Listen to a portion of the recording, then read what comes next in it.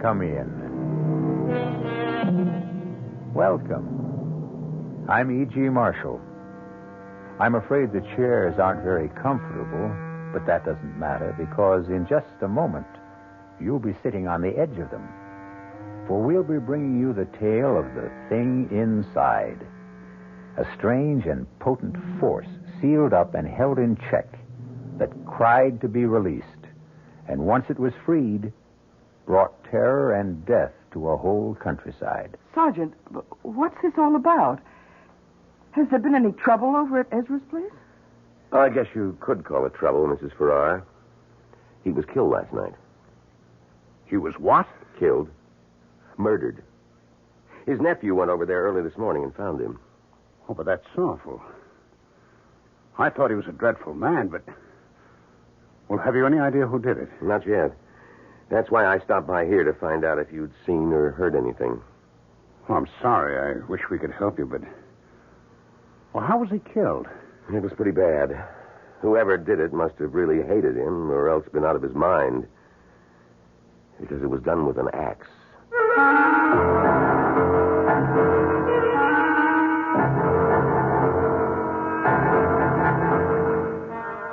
Our mystery drama, The Thing Inside, was written especially for the Mystery Theater by Robert Newman and stars Ralph Bell and Bryna Rayburn.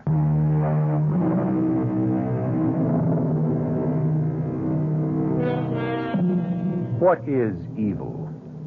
Is it abstract or concrete? Does it seek us out or do we seek it? Either way, there is something in all of us that senses its presence. And when we do, most of us draw back from it in fear. But occasionally, for reasons we do not always understand, we are attracted to it and come under its spell, thus freeing it to work its destruction on an unsuspecting world. Our story begins as John and Sarah Farrar get out of their car and walk towards a rather shabby and run-down antique shop in a small New England village. It's not much of a place. No. Still, you never know. Paul's picked up some pretty nice things in places like this. That tavern sign, for instance. That's true. Good afternoon. Oh, good afternoon. Do you mind if we look around? Nope, not at all. You looking for anything in particular? Oh, no, not really. Possibly some dishes. Do you have any white ironstone? Nope, I'm afraid not. It doesn't matter. Oh, that's a rather nice painting there. A schooner? Yes, it is. Oh, well, do you know anything about it? Nope, except that it's American. Early 19th century. John, look at this. What? Oh, yes. Did you say early 19th century? Yeah. I don't think so. I'd say it wasn't more than 20 years old. A copy of something earlier. Why do you say that? Because of the condition of the canvas and the varnish. You a dealer? No, I'm a painter. Oh, well, you may be right. I'm sure I am. Oh, hello. Oh, have you found something? Yes.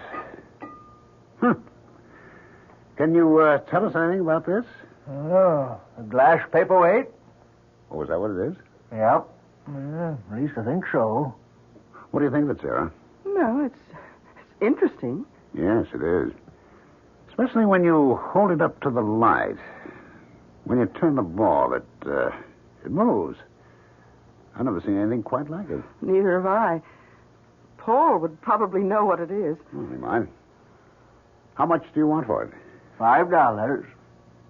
What do you say, Sarah? Shall we buy it? Oh, I don't know, John. It just looks like a glass ball to me. Well, I like it. I like looking at it. Yes, but $5 for something that may be nothing at all. Well, why do you say it's nothing when I say I like it? Well, because $5 is a lot of money. For us, anyway. You don't have to rub it in. Oh, I'm sorry, darling. I just meant... I know what you meant. If you really want it, you can have it for $3. I do want it. I'll take it. John. I said I'll take it.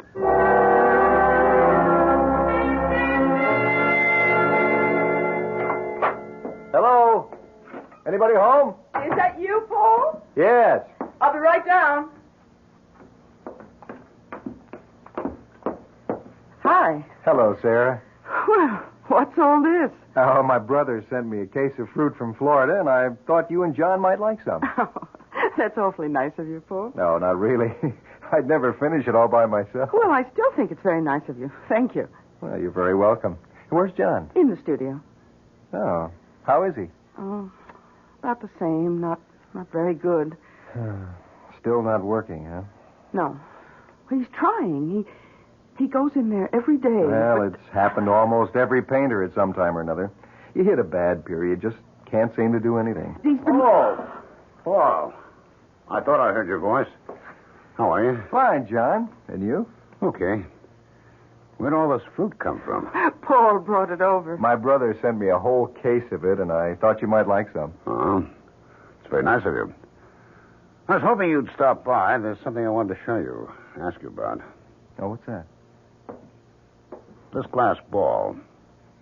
Oh, where'd you get it? In a crummy little antique shop in Preston. Oh, yes, I know the place. The guy said it was a paperweight. No, it can't be. It doesn't have a base. It isn't even flat on one side. Well, that's what I thought. What do you think it is, then? Hey, I have no idea. The only thing I've ever seen that's even vaguely like this are witch balls.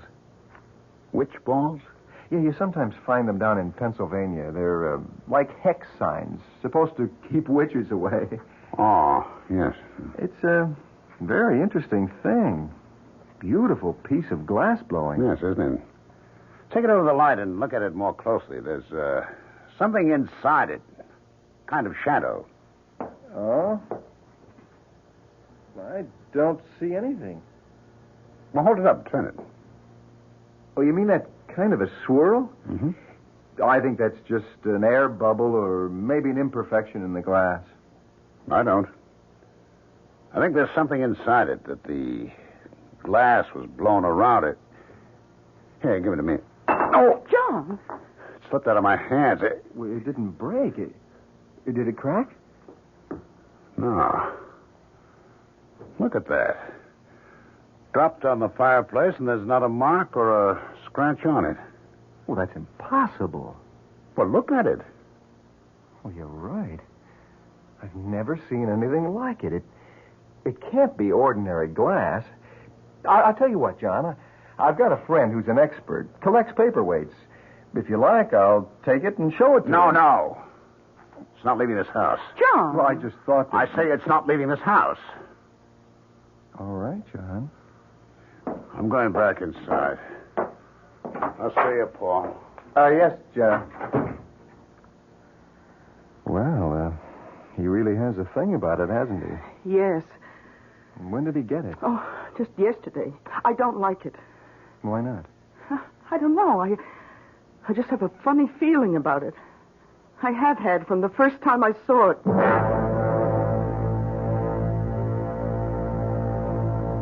John, can you hear me?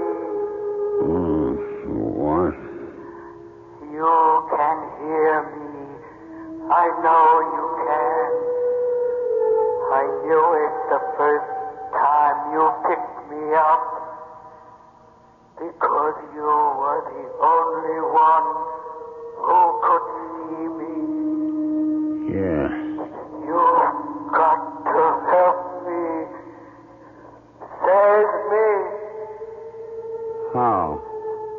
Break the ball and free me. Break? Yes, if you do, you won't be sorry. I'll do things for you. Wonderful things. But how can I break it? I dropped it, and it didn't even crack. Fire and water, John. Fire and water. I don't understand. You will. I know you will. I know you'll help me.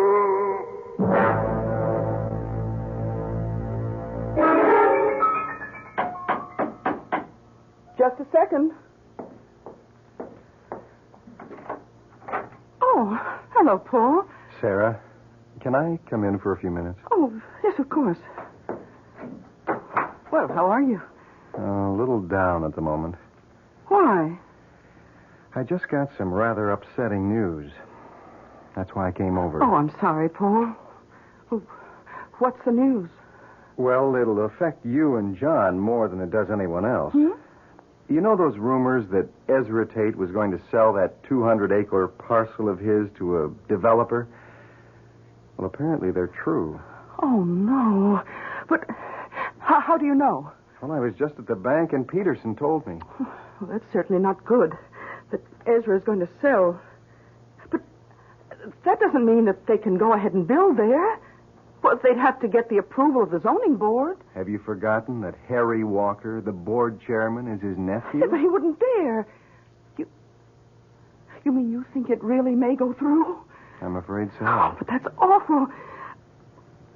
You know, we bought this place, put every cent we have into it, mostly because of the location and the view, and if the deal does go through, that will be the end of it.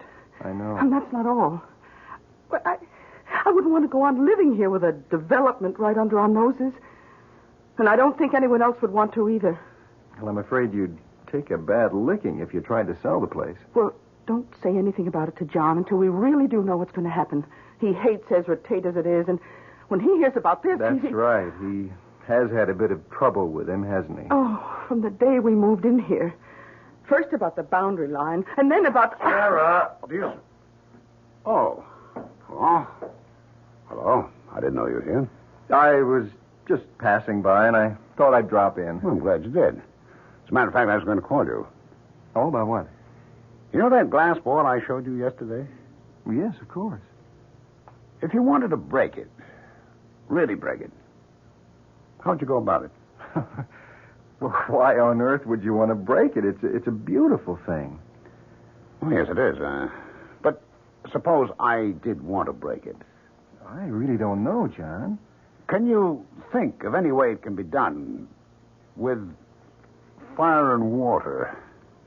Fire and water? Yes. Well, I suppose if you put it in a fire and got it very hot, or close to its melting point, and then dropped it into cold water, that might do it. Of course. Thanks, Paul. John, wait. You mean you're really going to... Yes. Why? Because I've got to. I got a feeling that if I do break it, can break it out. What? Never mind. I'll see you, Paul. Don't look that way, Sarah. I know it doesn't make sense, but after all, there's no harm in it. I'm not so sure about that. Why do you say that? I told you, I had a funny feeling about the thing from the first time I saw it. Well, if he does break it, destroy it, that will be the end of it. I wonder.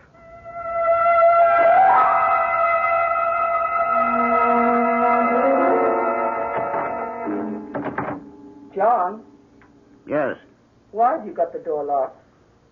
I didn't realize I had. Hi. Oh, may I come in? Of course. Oh, it's awfully hot in here. I know it's the fire. Oh, yes. Then you're really going to do it? Yes. I've had the ball on the fire for about a half hour now. I was just about to take it out. Darling, I don't like this. I know you don't. What'd I do with the tongs? Over there. Oh, yes. Now, stand back. I'm going to take it out. And drop it in the pail of water? Yes. Come on now. There we are. Darling, be careful. I will. You ready? Yes.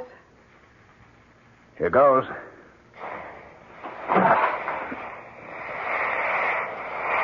Wow. I really think I did it. What happened to the ball? Well, see for yourself. It practically exploded into 100 pieces. Oh, yes. Well, are you satisfied now? Yes. Now, wait a minute. Now, look at this. This is what was inside it. Its center. Another ball. A small black one. Yes, but it wasn't black before. Oh, the heat must have turned it black. Well, what are you going to do with it? Keep it. Why? Just so. Now, stop looking so upset, Sarah. Things are going to be different now. What do you mean? Well, you'll see. Everything's going to be fine. Better than they've ever been before.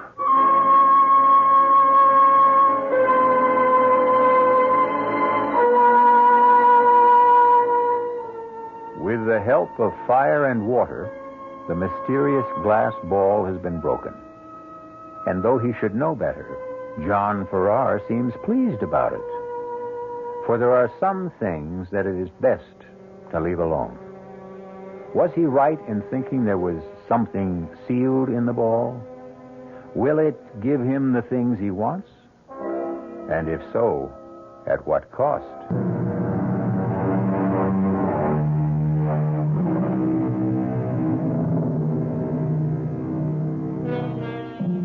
Dusk is a time of uncertainty. And though she could not have said why, Sarah Farrar was not just uncertain, but anxious as she stood beside her husband and saw the glass ball shatter. But now she's beginning to feel that perhaps she was mistaken. For when John woke this morning, he was in better spirits than he has been for months. He went into his studio early and has been in there all day. It's evening now, almost supper time, and he still has not come out. Yes. Darling, it's almost 6 o'clock, and I wondered you... It's what? Almost 6 o'clock. You're kidding. It can't be. But it is. Oh, good Lord. I had no idea. I kept thinking while I had it, I'd stay with it. Keep on going for just a little while longer. You mean you've been working? Have I ever? Oh, can I look? Of course. It's not quite finished. I want to do a little more with the background, but, what do you think? Oh, darling, it's good. It's terribly good. You really think so? Oh, yes. It's the best thing you've ever done. In some ways, like summer morning, but different, stronger. You're right. It is something like summer morning, and it is different, but, well, it would have to be, because I'm suddenly seeing everything differently. Feeling differently. It's as if I'd been handcuffed for months, and I was suddenly free. Oh, darling, I'm so glad. Oh, 6 o'clock. No wonder I'm starving. But didn't you have any lunch? I went out around noon. No, I forgot about it. What's for supper? Oh, beef stew.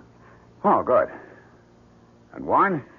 Well, there's that bottle we were saving for a special occasion. I think this is it, don't you? Oh, I certainly do. Oh, darling, why don't you wash up and... Oh, I'll get it. Hello? Hello, Sarah. Oh, Paul, hello. Well, you sound pretty good. Oh, I feel that way. John finally broke through, and he's working. Working beautifully. Oh, I'm glad to hear it.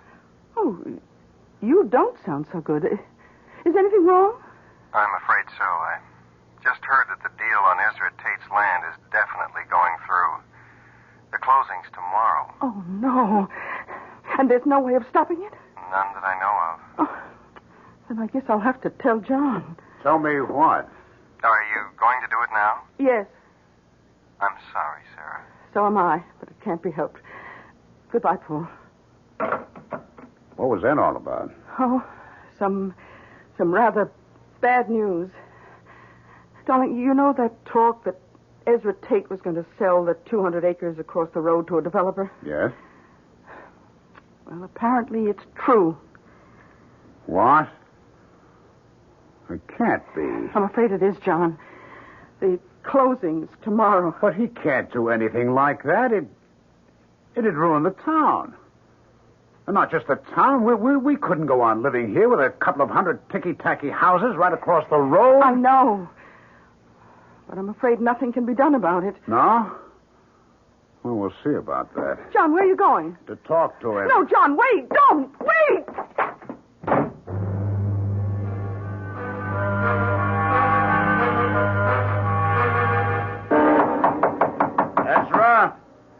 Ezra Tate.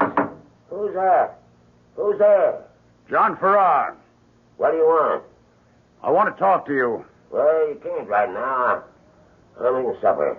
Oh, damn it all, Ezra. It's important. Okay. Okay, just a second.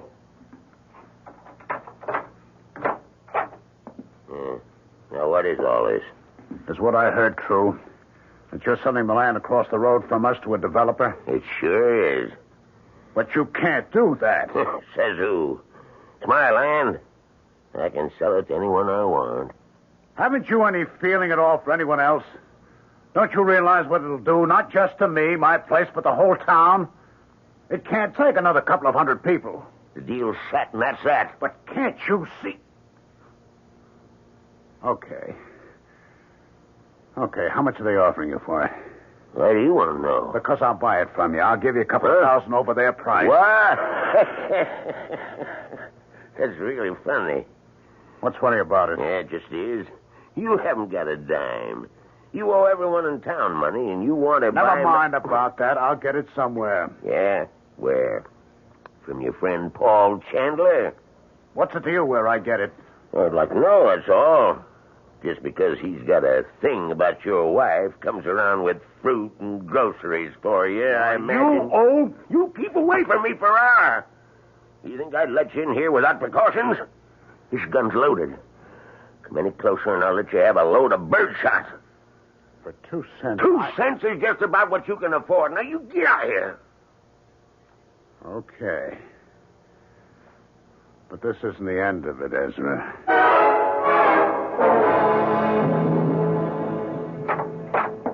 Oh, John, thank heaven you're back. I was afraid. Well, what happened? He laughed at me. Oh, you should have known he would. He's a dreadful old man. He's a monster.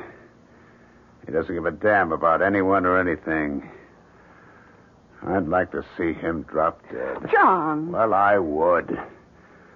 Though just dropping dead would be too good for him. I'd like to have something really terrible happen to him.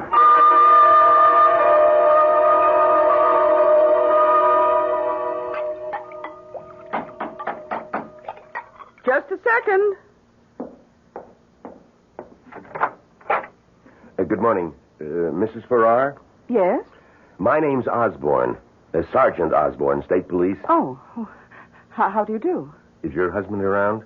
Yes, he's in his studio. Could I talk to him for a few minutes? Well, he's working, but I think so. Come in. Thank you.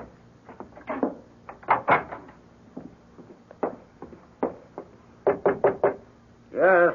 John, could you come out here for a minute? Okay. What's up? Oh, darling, this is Sergeant Osborne of the State Police. Oh. Good morning, Sergeant. Good morning, Mr. Farrar. I'm sorry to disturb you, but I wondered if you could help us. With what, Sergeant? Were you home last night? Yes, we were. We're here most nights. What time did you get to bed? Fairly early. About 10. Yes, that's right. And did you get up for any reason, or did you sleep right through the night? Well, we slept straight through. At least I did. Why? I was hoping that maybe you'd gotten up. That you could tell me if you heard or saw anything unusual. A car going up the road to Ezra Tate's place, for instance. Well, I didn't. Did you, Sarah? No. We'd had a big day, and I slept like a log. You know Tate, don't you? Yeah, we sure do. I take it you don't like him very much. Well, that's the understatement of the year. We've had nothing but trouble with him since we moved up here. Sergeant, what's this all about? Has there been any trouble at his place? I guess you could call it trouble. He was killed last night. He was what? Killed. Murdered. His nephew went over there early this morning and found him. Oh, but that's awful. I thought he was a dreadful man, but... Have you any idea who did it? Not yet. That's why I stopped by here to find out if you'd seen or heard anything. Oh, I'm sorry. I wish we could help you, but... Well, how was he killed? It was pretty bad. Whoever did it must have really hated him or else been out of his mind. Because it was done with an axe.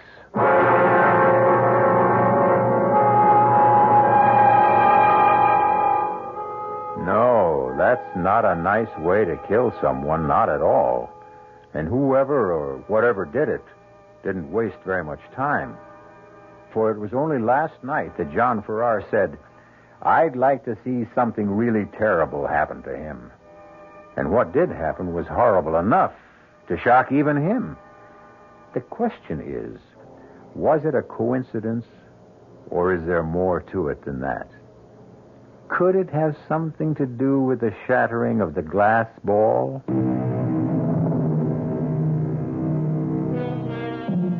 There is a finality to death. Even the death of the unloved and unmourned, that we all find sobering, for it reminds us of our own mortality. It's late afternoon now, and Sarah Farrar is in the kitchen of the old farmhouse when a car drives up, stops outside. She goes to the door, opens it. Oh. Hello, Paul. Hello, Sarah. How are you? Well, I've been better. I gather you heard the news then. About Ezra? Yes. Who'd you hear it from? The state police. One of them stopped by this morning. He wanted to know whether John or I had heard or seen anything last night. And had you? No. We were both pretty tired. John had been working like a maniac all day, and we slept right through. I see. How's John? Well, of course he's upset. It's a scary thing when something like that happens so close by, and you don't know who did it or why. But he'll get over it. I hope so. I've been worried about him. Why? Well, he certainly wasn't in very good shape the other day. That whole involvement of his with that glass ball. Oh, that. I was pretty worried about that myself, but, well, once he broke it and snapped his painting block, it started working. Well, he really feels there was some connection there. Apparently. Well, as long as he's working. I take it he still is. Oh, yes. Yes, he finished one painting, and he's already started on another. Oh, good. The reason I stopped by was because I wanted to find out if the two of you were free Friday night. Oh, yes, we are. Then would you come over for dinner? Benson of the Benson Gallery is coming up from New York. And if John is working again, I thought he ought to meet him. Oh, poor. You really are a very good friend. Oh, come on, Sarah. Now, you know how I feel about you. Both of you. You've had a pretty rough time since you moved up here, and if I've done anything to help... Oh, Paul, hello. Hi. I didn't hear your car. You been here long? No, just a few minutes. Oh, Paul stopped by to invite us over for dinner Friday night. Benson of the Benson Gallery is going to be there. Oh, that's nice. What do you think of our big local news? Ezra Tate's death? That's pretty shocking. Yes, it is. On the other hand, it did take care of a pretty serious problem for us. Oh, what do you mean? Well, now that he's gone, that's the end of that housing development. I'm afraid it isn't, John. Well, why not? His nephew is his only living relative. He'll inherit everything Ezra had, including his land, and he's already telling people he intends to go through with the deal. What? Well, he can't do that. He's head of the town zoning board. Yes, he is, but he was willing to push the thing through when it meant money in his uncle's pocket. Don't you think he'll be even more anxious to do it when it means money in his own? But that's even worse. Well, a little more direct and obvious, but no worse. And nothing can be done about it? I'm afraid not. The zoning board is his baby. Does just what he says. Wow. It would serve him right if the same thing happened to him that happened to Ezra. John, that's a terrible thing to say. Is it? I don't like violence any more than you do, Sarah, but when a man is willing to destroy a whole community out of sheer greed, I say the world's better off without him.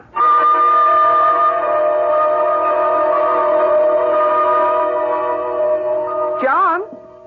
John? Oh, You are in here. Oh, yes, of course I am. Why? Well, I couldn't imagine what had happened to you. You said you were going into work for just a half hour or That's so. right. What time is it? It's almost 11. It's not. Yes, it is. I must have fallen asleep again. I worked for a while and started feeling tired and sat down here. Well, you've really been at it these last few days. I guess I have. John, why are you keeping this thing here? What thing? This black thing that was in the center of the glass bowl. Well, I told you I was going to keep it. But why? Because I like it. I like looking at it. What? Was that what you were doing before you fell asleep? Yes. Oh, I wish you wouldn't. I wish you'd get rid of it. Oh, don't be silly, Sarah. The day I found the ball, or rather the day I broke it open, was one of the most important days of my life.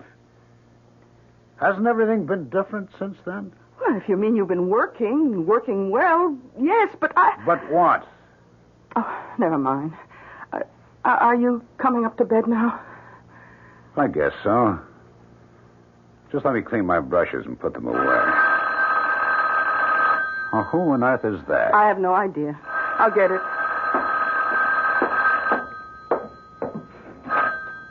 Hello? Hello, Sarah. Did I wake you? No, Paul. I was upstairs reading. I just came down to see what was keeping John. Is he there with you? Oh, he's in the studio. Why? Well, I wasn't sure whether I should call or not, but I finally decided I would. Sarah, I've got some more news that's just as shocking as the last. Harry Walker was killed tonight. What? Where? And how? In his home. His wife was out, came back, and found him dead in the kitchen. Oh, no. And they don't know who did it? Not any more than they do who killed Ezra.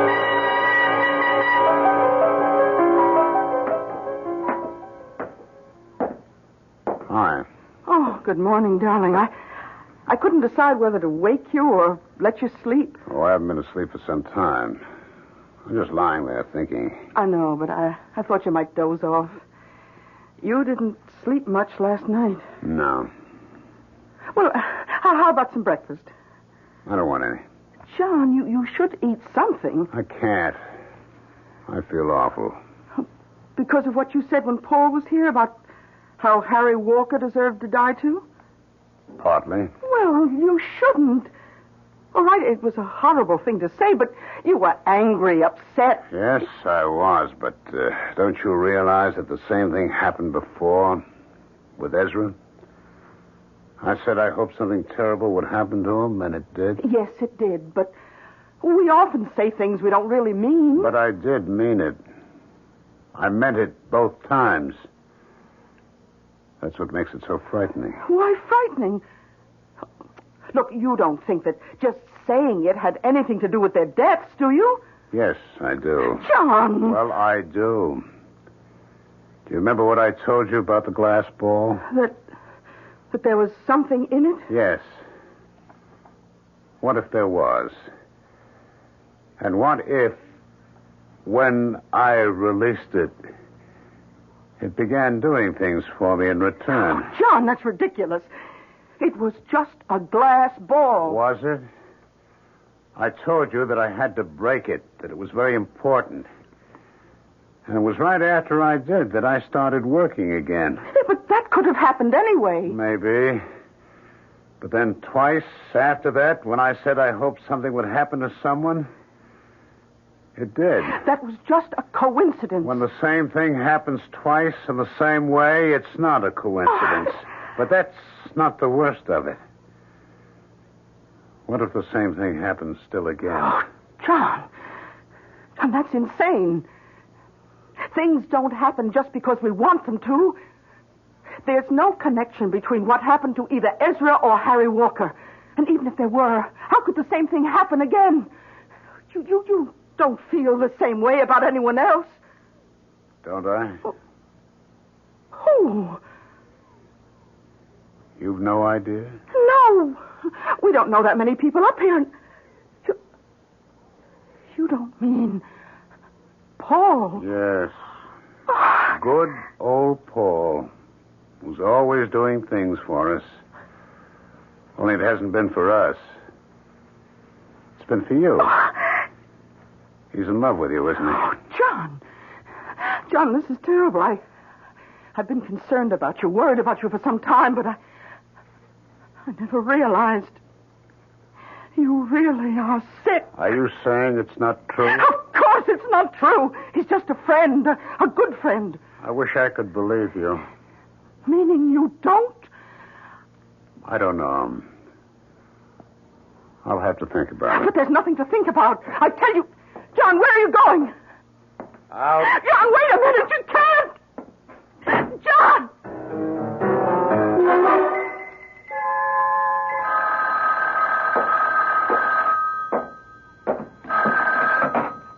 Hello? Oh, Paul, it's me again. Any sign of him? No, Sarah. But it's been over 2 hours. Well, you said he didn't take the car. If he walked, it would take him some time to get over here. Not this long, Paul. I'm scared. I told you what he said. I know, but I don't think there's anything to be concerned about. The longer he has to think about, the more chance there is that he'll realize it's ridiculous. But suppose it's just the opposite. Suppose Now, he... don't do that, Sarah. I'm not worried. I hope he does come here. I told you there's something I want to tell him. What? I don't want to go into it now, but I think it may make a difference. Help him. All right. But if he does come to your place, will you call me? Let me know. Of course, Sarah. Thank you, Paul.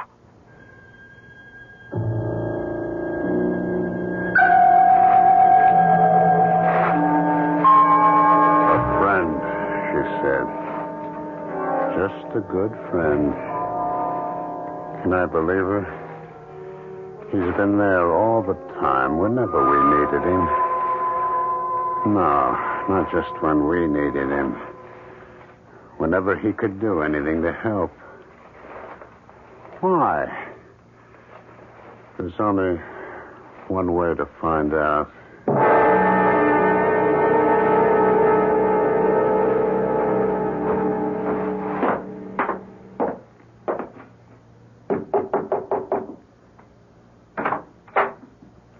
Hello, John.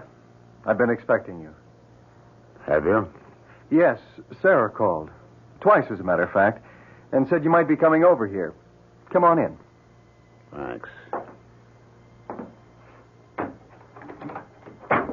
Can I get you something? Some coffee or a drink? No. Well, sit down. There's something I want to tell you. About you and Sarah? What? What could I tell you about that? How you feel about it? I feel the same way about her that I do about you. I like you both very much. What I wanted to talk to you about was that glass ball. What about it? Well, I'm afraid I was the one who got you started on it, saying it was something like a Pennsylvania Dutch witch ball. Well, I was wrong. There was nothing strange or mysterious about it. It wasn't even old. It was made 7 or 8 years ago by the New England Glass Company. That's impossible. How do you know that? Because I called a friend of mine, the man I wanted to show it to, and he told me. The company was trying to develop a new kind of glass, practically unbreakable and impervious to heat. They did it by bonding 2 kinds of glass together, and the ball was one of their samples. That's not true. It's a lie. You don't just want to take Sarah away from me. You want to take that away, too. The feeling that breaking it just gave me, the freedom, the sense of power. When you're not going to. John, put down that poker. No. John, put it down. I'm not finished yet. I'm not denying that something happened to you after you bought it, but I think I can explain that, too. Now, look, when you brought it home, you used to sit and stare into it, didn't you? Yes. Well, don't you see what could have happened? When you stare into something clear or shiny, you can hypnotize yourself. But in your case, the self-hypnosis took a special form. You started identifying with it.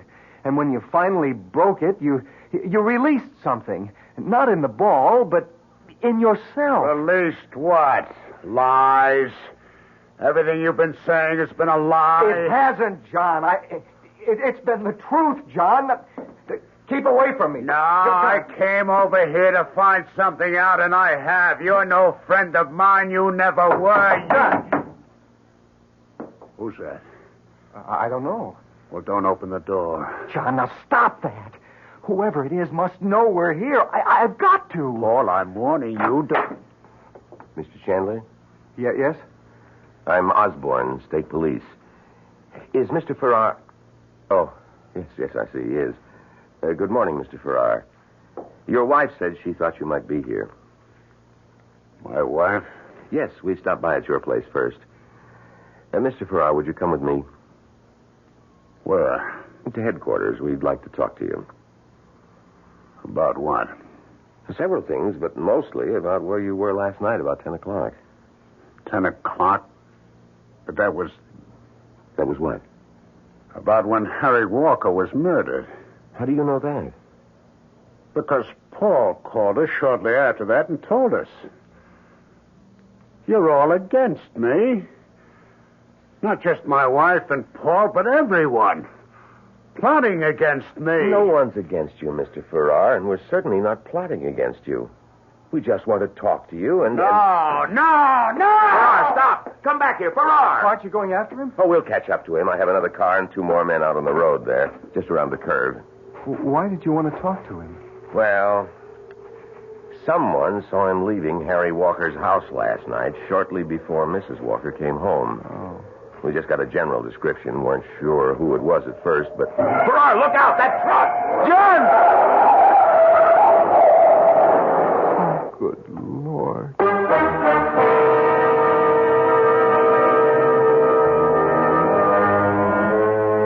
Seek, and you shall find. John Farrar came to his friend's house seeking what? The truth, he tried to tell himself. But the truth was exactly what he did not want to hear. Not when it stripped away his illusions and did not confirm his jealous imaginings.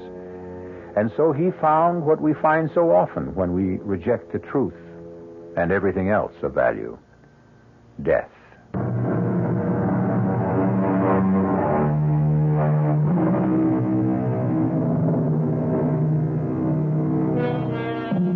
Now we see through a glass darkly, says the Bible. That was what John Farrar was doing, seeing something in the strange glass ball that wasn't there. But he wasn't completely wrong. At least it wasn't all imaginary. For as his friend Paul said, there was a thing inside.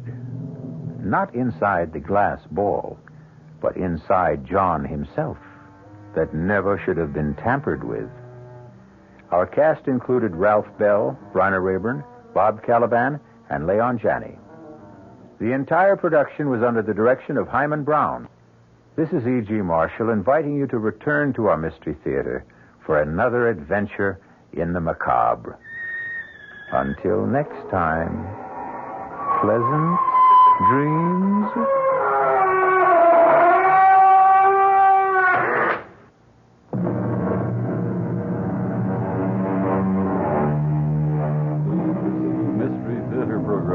Furnished by the CBS Radio Network.